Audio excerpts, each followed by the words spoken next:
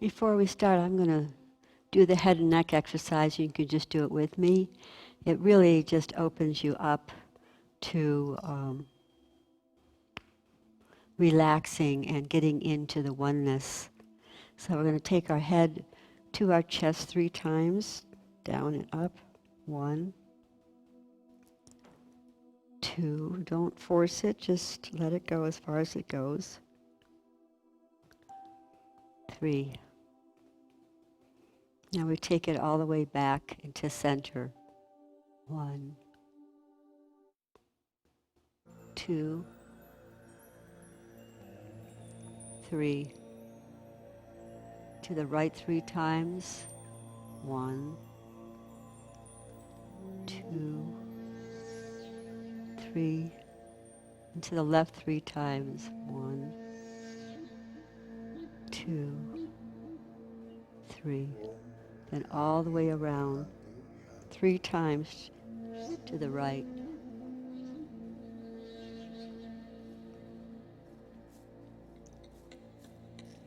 2,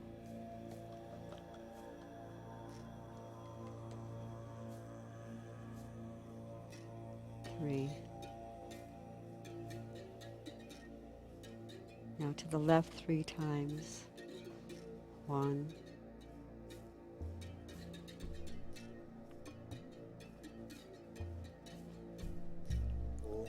2,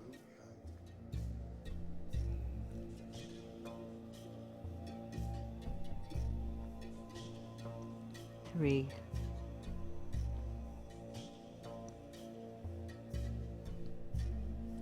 Tonight we're going to do Sata Nama, and each time you close a mudra by joining the thumb and the finger, the ego seals the effect in your consciousness, and it's touching your thumb to the first finger is Sa, second is Ta, third Na, and the fourth is Ma. Visualize or feel each individual sound come in the crown chakra at the top of the head, down through the middle of the head and out to infinity through the third eye. This is very important and must be done with each sound. It is an essential part of the cleansing process. Sa is the beginning, infinity, the totality of everything that ever was, is, or will be. Ta is life, existence, and creativity that manifests from infinity. Na is change and the transformation of consciousness. Ma is rebirth, regeneration, and resurrection, which allows us to consciously experience the joy of the infinite. Sata Nama is so primal that its impact on our psyche is the splitting of an atom. The power of this mantra comes from the fact that it rearranges the subconscious mind at the most elementary level. It has the power to break habits and addictions because it accesses the level of the mind where habits are created. So we're going to do it slow and for 10 minutes. And you can do it every morning for 10 to 12 minutes. You'll see that the time will fly by when you really get into doing this, and your day will be so much better. Sata Nama, Sata Nama, Sata Nama, Sata Nama, Sata Nama, Sata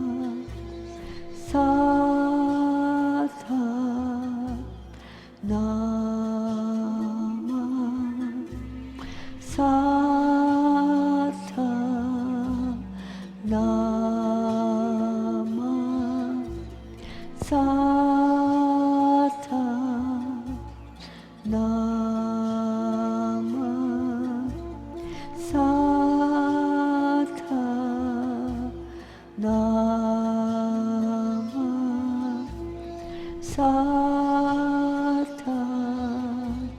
Nama Sata Nama Sata Nama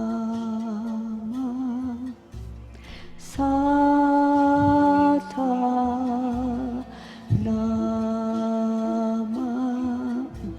Sata Nama Sata Nama Sata Nama Sata Nama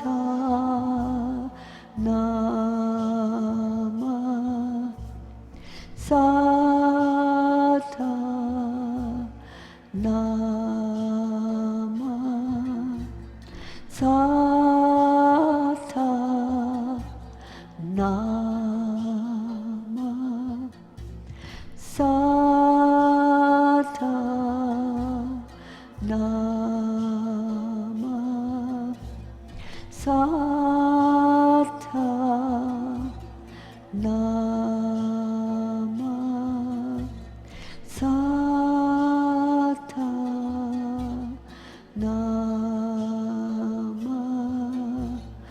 Sata Nama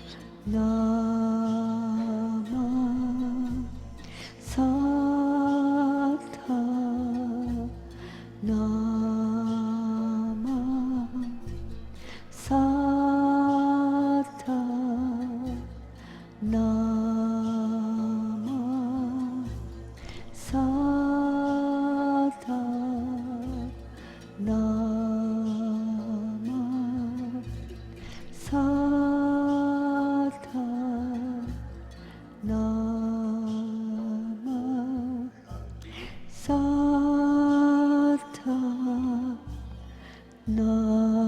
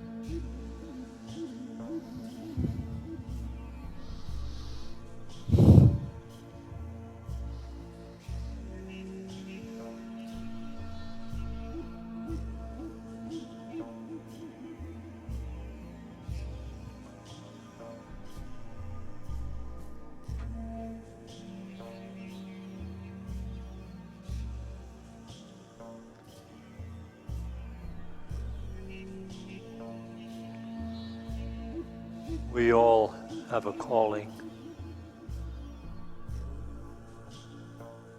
especially those of you that are here.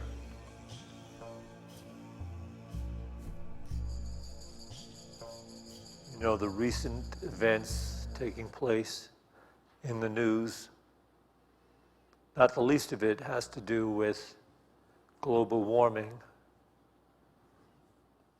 and that incredible speech given by that Swedish girl, Greta.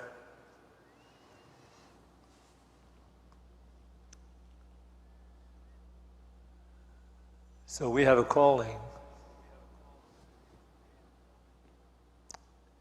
and it has something to do with the admonition. You can call it a statement or a truth that was inscribed above the temple, the ancient temple in Delphi, Greece. You had to walk underneath this inscription to get into the temple where people would allay their prayers. It's interesting to walk underneath the inscription that read, "Know thyself, all things in moderation." Know thyself. And of course, like most of us at first, we're going in to speak to the gods.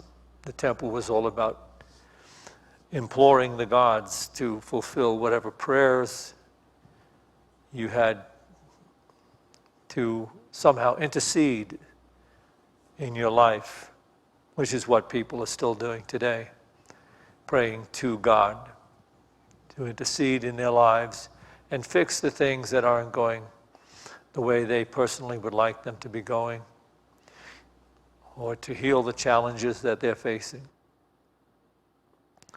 But know thyself is a very tricky spiritual statement, because everyone believes that he or she knows himself, herself. What does that mean? Why is it there?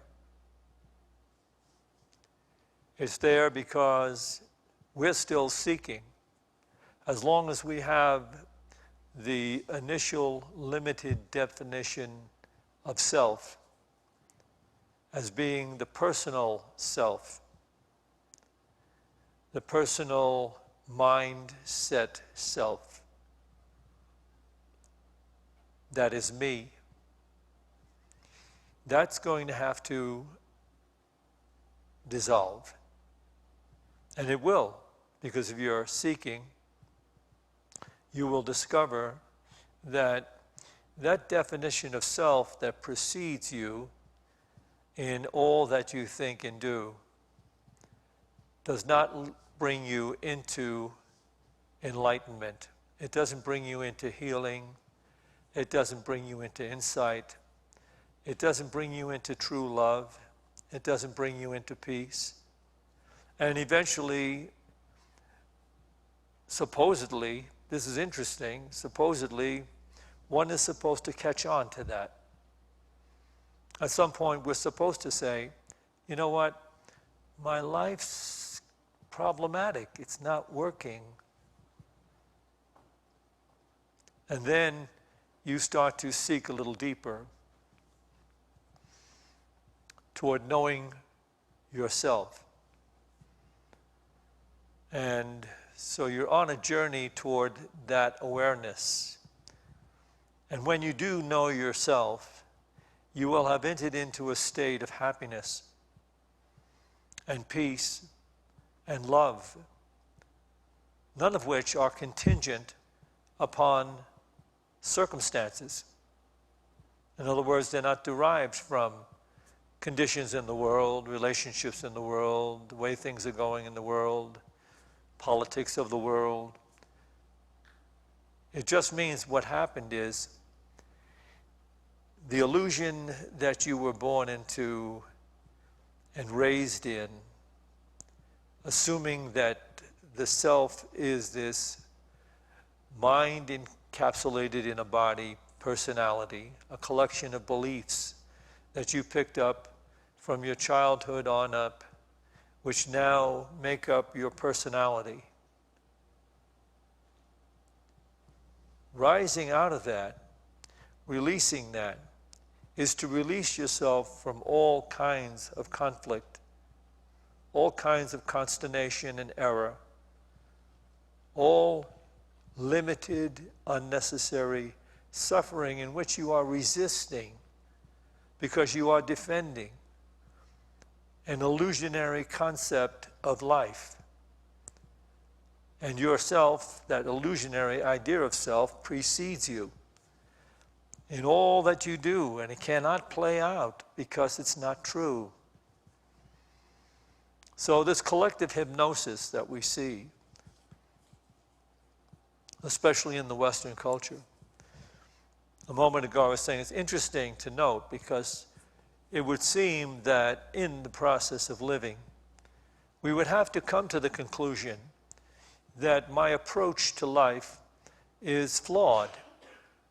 It's not really playing out. I have a lot of worries, broken relationships, I have physical problems, I have, all kinds of things going on I would rather not have messing up my life. I don't know how to get on to make things work for people I love. They seem to ignore that. It would seem that you'd get to that place. But the Western culture at this point is so filled with distractions and a technology aimed at distraction that there isn't very much time for honest reflection. So I suppose you could go your entire life without ever coming into the knowledge of self. You'd continue on and on and on, and still keeping distracted enough. And I'll tell you how that works in the mind. I used to live in New York City, and a few blocks away was Riverside Park. It was on the Hudson River. Beautiful park that ran along the river for quite a ways. And people would walk their dogs in Riverside Park and never clean up after them. When I lived there, they didn't have an ordinance. They do now. They had strong ordinances about walking your dog and picking up after them. But then there were none. But it was a curious thing to see, this beautiful park, and yet there was, because there's amazing things that take place in New York City, because the insanity in New York City far exceeds the normal insanity of the world. People sometimes in New York City have 2 dogs or 3, and they live in an apartment, and they go to work every day, and those dogs are indoors. So what they do is they hire dog sitters, people that have to walk their dogs, and some of them pay enough to take them to play somewhere. But you have all these dogs now walking through this park. That's where the dog walkers would take all these dogs so that they would finally do their duty, and then they could take them back home or do whatever they were going to do with them. But there was enough dog droppings in Riverside Park, and it just got worse and worse. And I thought to myself, suppose the city never gets to do anything, to pass a law. How deep would it have to get? No, I'm serious. How deep? Because it's incremental, It's not like in one day there's 4 inches of dog droppings on top of the entire ground.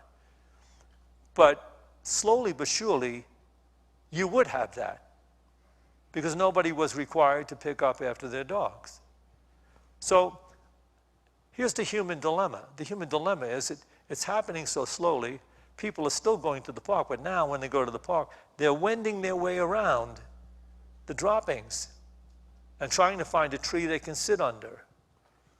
Or many of them that don't have children are going to the playground to sit and read.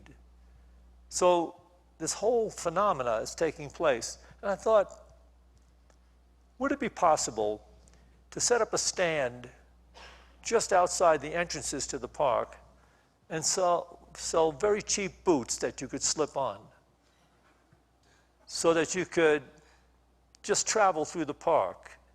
You could even have throwaway boots that they could toss in the river because they're so absolutely insane. And I had these thoughts about that. But that's the problem with the human awareness. You see, we are so bombarded by illusionary thoughts and fear-driven thoughts that we've grown used to them. We are, for the most part, capable of traveling with quasi-anxiety almost continually, because we've been so, adjusted to it as we grew up, that we got used to the problems and the conditions and the worry and the stupidity and the fear and the wars and the idiotic things that are taking place all the time in the outer directed world. So that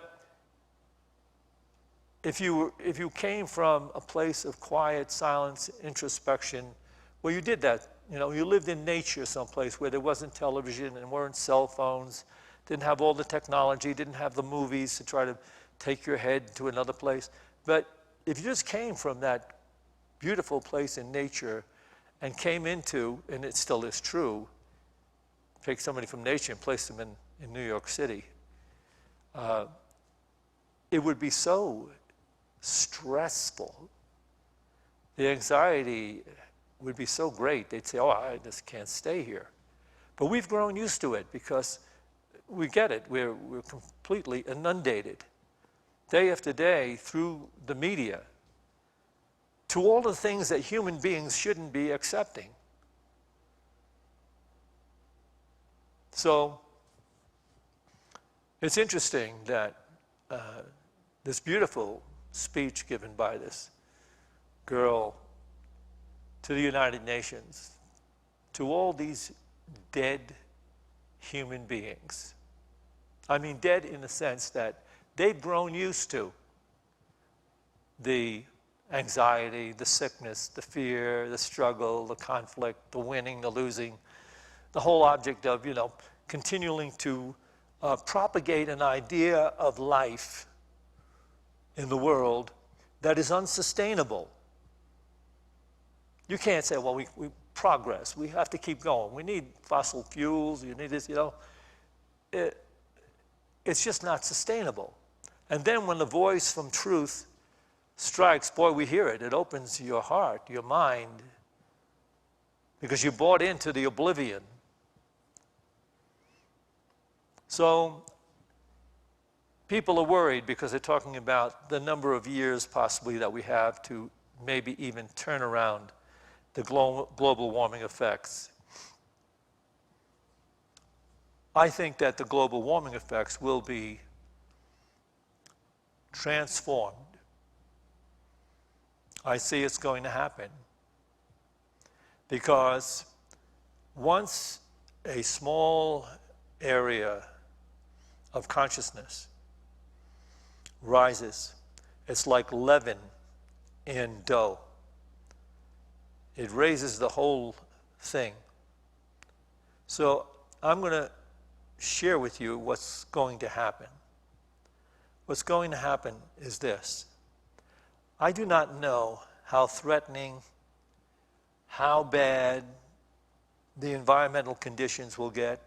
I don't know what things will have to be said on television and through the social media will have to be said to people to make them so absolutely concerned that we actually may lose the human race.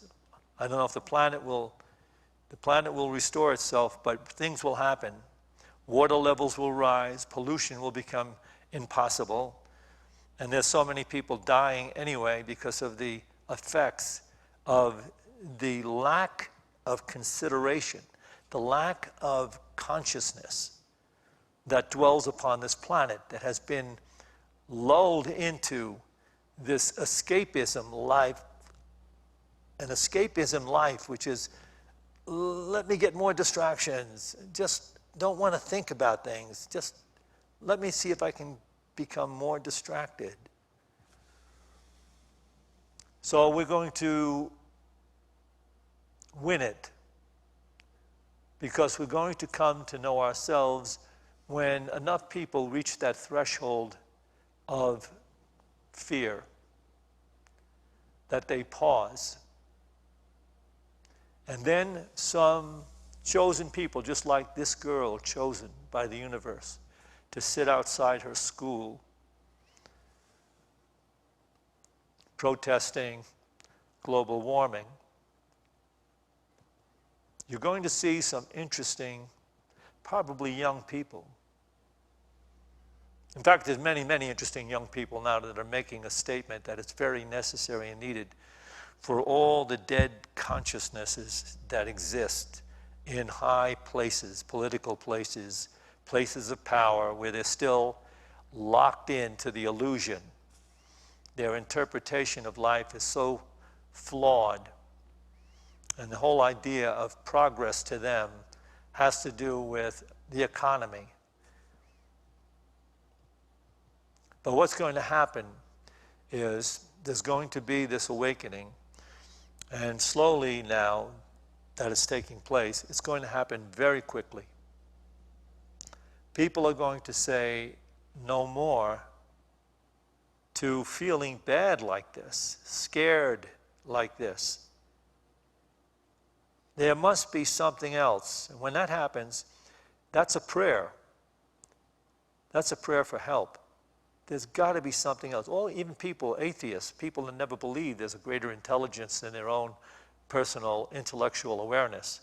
Those people will say there's got to be something more, something better.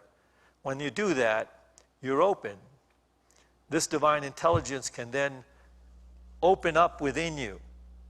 Your core essential intelligence will open up within you, not driven by the conditions and circumstances of the world, but guided by the truth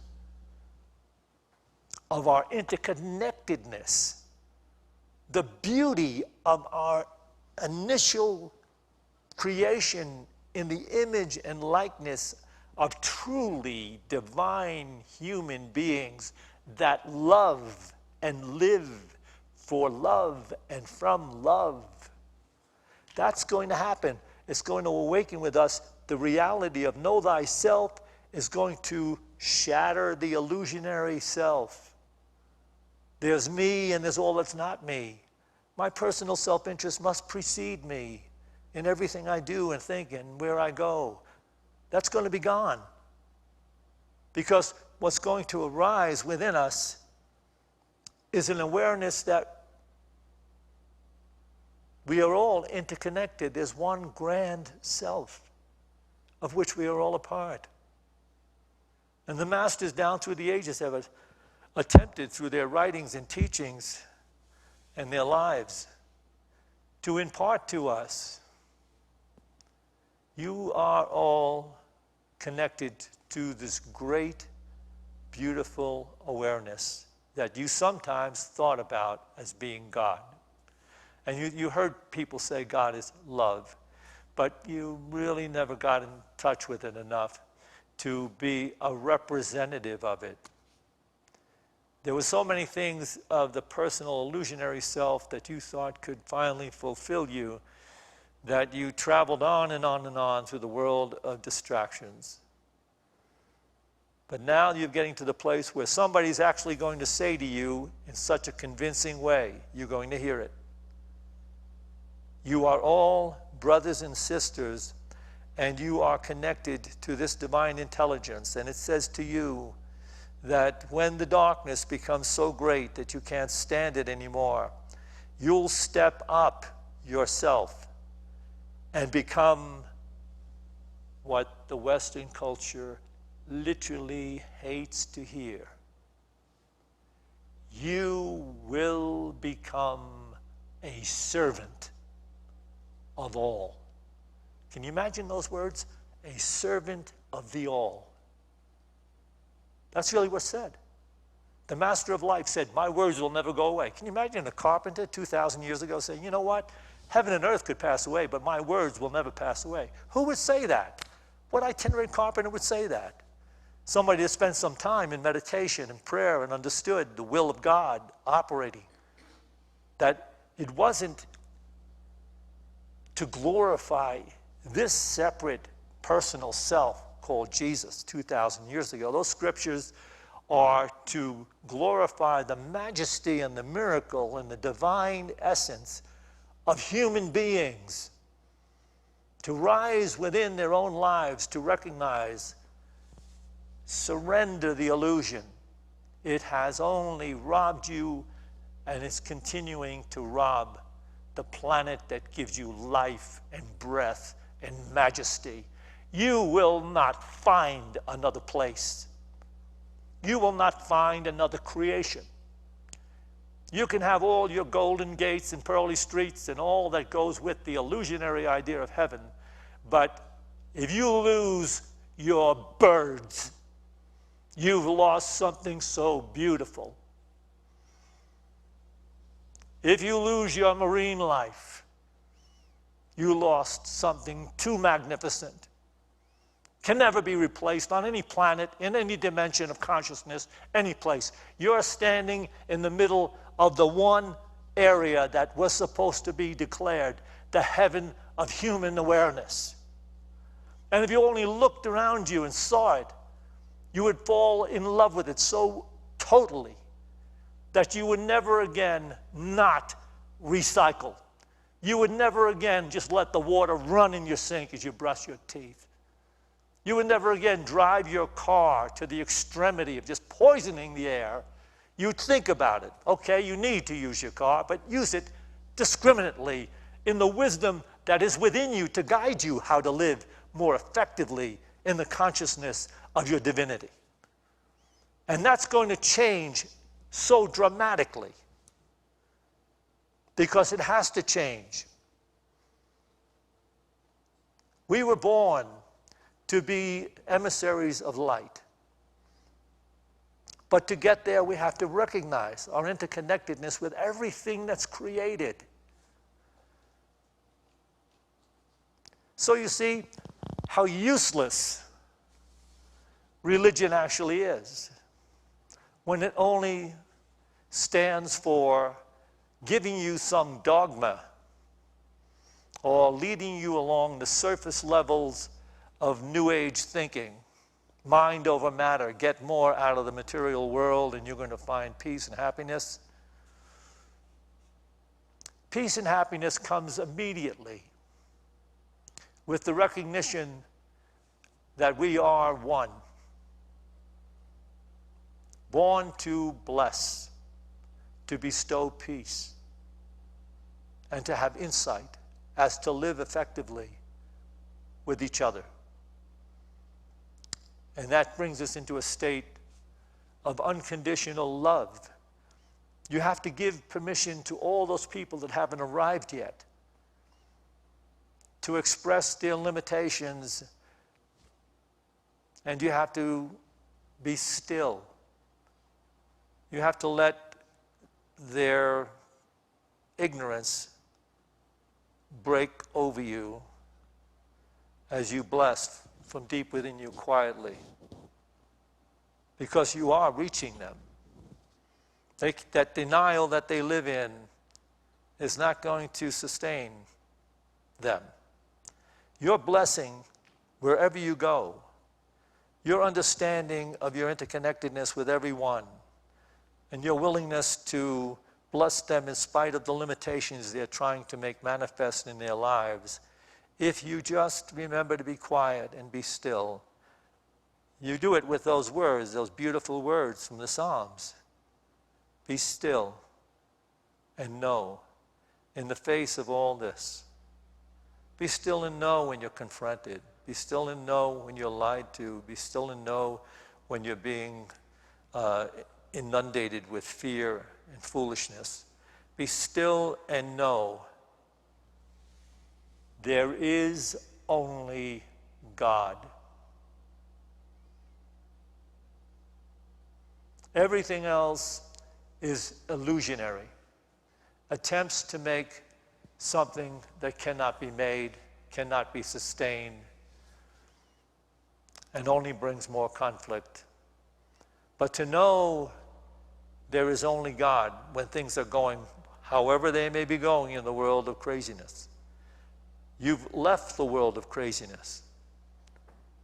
You've done something that the Western idea of life is totally against. When the master of life said to his disciples, they were arguing from their egos, who would be the greatest among them in the kingdom of heaven? And the master of life said to them, the greatest among you will be the servant of all. The servant of the all. Realizing there is only love to be shared. And it brings insight as to heal everything you look upon. And that's how this planet is going to be healed. Just like this wave of right-wing insanity that we've watched take over the world here for a while in the last few years. This new wave is going to come, and it's coming now. These beautiful, open-minded young people, their voice of divinity, their understanding, their insight, it will prevail and we will awaken. How dark it will get before we arrive there, how painful and distorted will be the machinations of human illusion. But it's not too far away now. When you're talking about 4 years, maybe 8 years, the turnaround, it's going to happen. You're going to watch extraordinary things take place. You know what you may watch? And I know when I say things like I'm about to say, the church suffers. You know, we have to survive. We have a lot of expenses. And we have to survive. So you really don't want to lose anybody in the seats, so you stay away from politics as much as you can. Because the illusion-driven are not want to hear that what they decide is true about the political situation may not be true. That's bothersome, because being right is important. But you may actually see some shift in the consciousness of those politicians who are now in denial, so strongly in denial, of allowing this planet to return to true life, to rise in the beauty and the majesty, to purify itself and cleanse itself through the operation of dedicated human beings who have become willing to know and live in the truth. It's all God, has been God from the beginning. And we have taken it for granted, and we have lost touch with blessing it. Okay. We're going to meditate now, and in meditation, we just relax the conditions in our subconscious mind that have been foisted upon us. And we let go. And the important thing is to feel okay, in spite of it all. That's what I'm saying, to know. You are okay. You are beautiful. There's no judgment against any human beings, even in their most distorted perceptions of life. They are given permission to awaken. Whether they awaken in this particular life or the next, there's no real concern there, because they're not judged. They're not judged because the error in their thinking brings about the judgment, brings about the conflict, the fear, the suffering, the worry, the disease, and the pain. And that should be enough for them to begin to seek in a more higher, meaningful way. So, whatever you're doing in meditation, if you feel any kind of, disturbance, just pause a second. Maybe you're trying too hard to make something happen. Meditation is love, and it is peace, and it is harmony. So just pause whenever you're feeling any disturbance within yourself, because that's the old, conditioned ideas that have been buried in your subconscious, struggling to stay. And you say, you know what? I am beloved, and you are.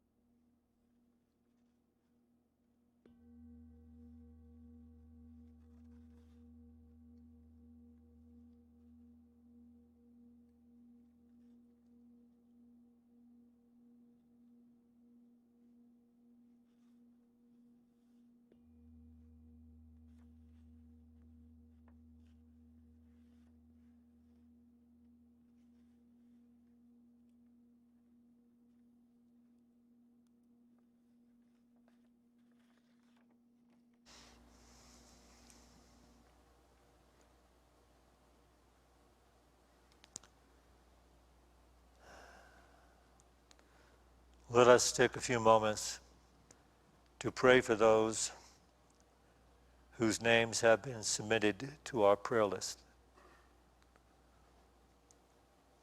Tonight, when Norma calls the name, just continue to experience the mantra, awakening to love, awakening to love.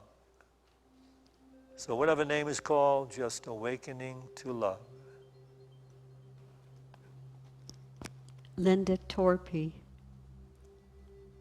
Sheila Luna, Lila, Francoise and David, Steve Sheets, Lori Park, David Wow, Bob Holmes, the Flames of Love Center, Ava Jaspel, Glo Keller, Julia, Sarah Rosewood, Kate Beltrami,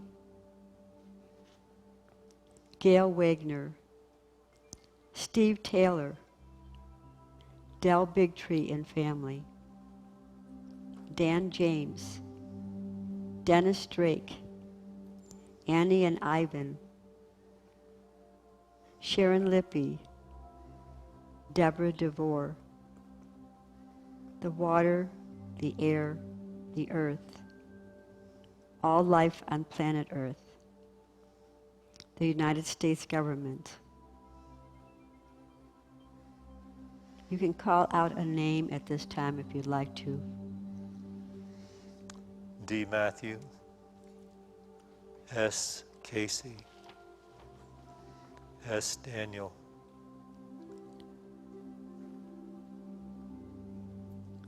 We see this healing light surrounding the prayer box and all the people whose names that have been submitted throughout the month.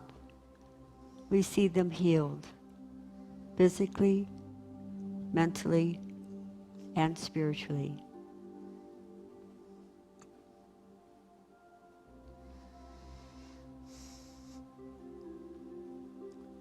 in recognizing that all minds are in communication.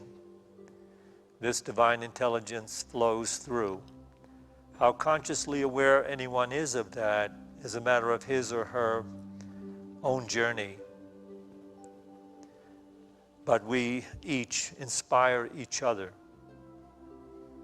by recognizing the presence in every person, in every place, in every condition. We simply bestow blessings and peace. And that's what we feel now, recognizing everyone on their journey, wherever they are, in our Boulder community, rising quickly to the realization of the one self that we share. And that ideal, rising above all illusions, coming forth into manifestation through the minds and hearts and hands and work of everyone sharing the state of Colorado with us. And it inspiring all those who share these United States with us to enter into the mind of true life and feel the love and the healing and the beauty, and it moving into the consciousness of everyone on all the continents of the world, becoming divine emissaries of this truth that we are, in fact, all brothers and sisters in this one grand self. And we are divine in origin, about to become divine in expression in a very quick and fast way to bring forth that pristine truth that heals everything. And so it affects all the creatures on this planet. And it affects all of the vegetation, all of the plant life and the trees, affects all the waterways. For we are here by divine appointment to awaken to our divinity. And with this truth firmly moving in our hearts, we recognize through this prayer the light of God surrounds us. The love of God enfolds us. The power of God protects us. The presence of God watches over us. Wherever we are, God is. And God is love. To this we say, Amen.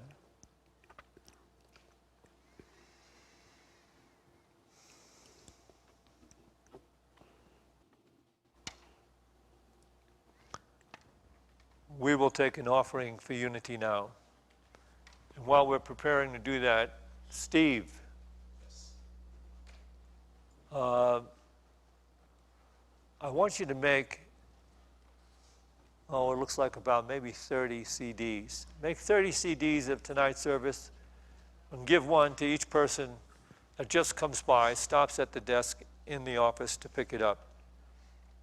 With the stipulation, we'd like you to play that CD for someone else or give it to them.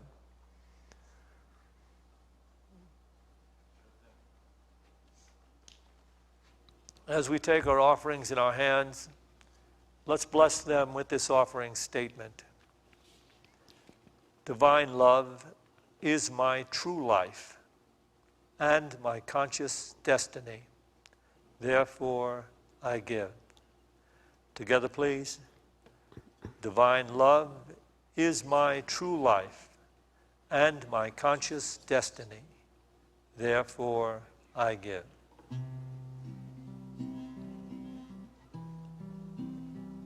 I can relax now. I can open my heart. I breathe easy now. I am with you. You are the light of my life. You are everything. I breathe easy now. I am with you. I am with you. I am with you.